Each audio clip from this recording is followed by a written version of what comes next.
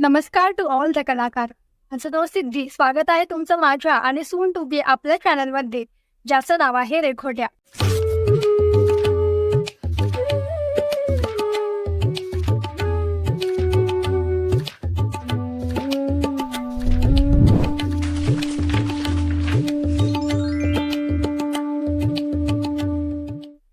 जशी बाराखडीची सुरुवात अ ने होते, अल्फाबेटची सुरुवात ए ने होते, त्याचप्रमाणे प्रत्येक चित्रकाराच्या चित्रकलेची सुरुवात ही रेखोट्यानेच होते.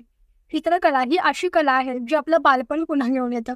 ती एक अशी कला आहे जी आपल्यातल्या कलाकाराची सृजन क्षमता बाहेर आणण्याची संधी देतं. ती कोणतीही कल्पनेतली गोष्ट कॅनव्हासवरती अगदी सहज उमटवू शकतं. Famous Spanish painter Pablo Picasso असं म्हणतात की every child is an artist.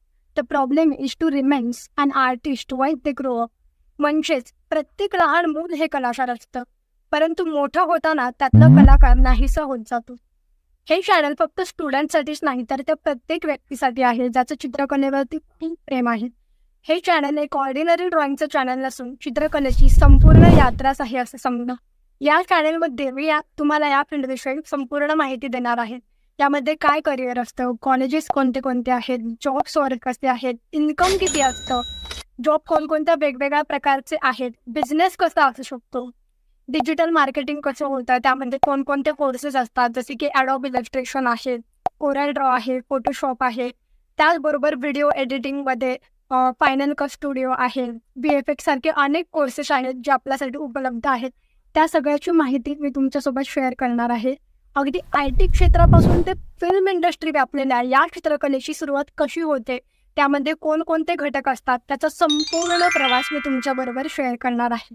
त्याचबरोबर देशाविदेशातील चित्रकार जसे की पॅब्लो पिकासो आहेत, त्यानंतर व्हॅन गॉग आहेत, लिओनार्डो दा विन्सी आहेत, आपल्या भारतातले बघायला गेलं तर राजा रविवर्मा, वासुदेव गायतोंडे, अमृता शेरगिल, त्यानंतर बाबूराव पेंटर असे अनेक कलाकार होऊन गेलेले आहेत.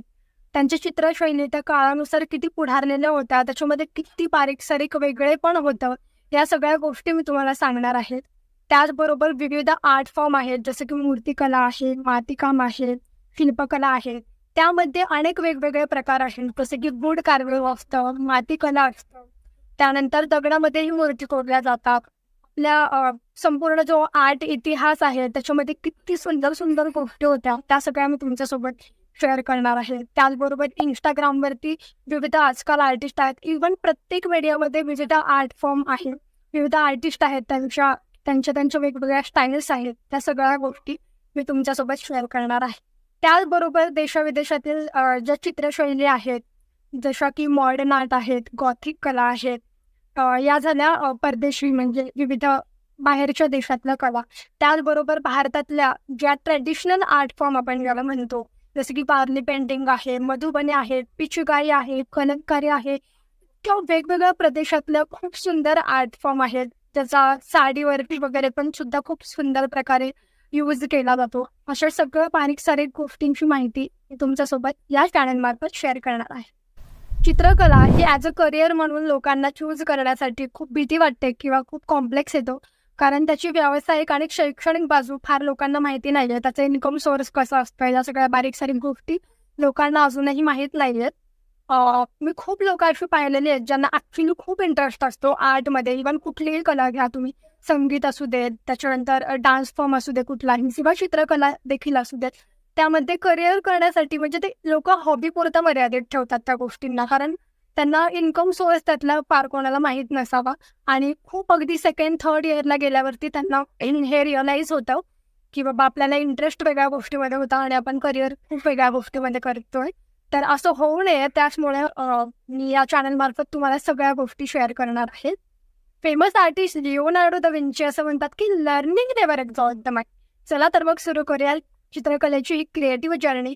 तोपर्यंत आनंदी राहा, कलेवरती खूप प्रेम करत राहा आणि पाहत राहा रेखोट्या.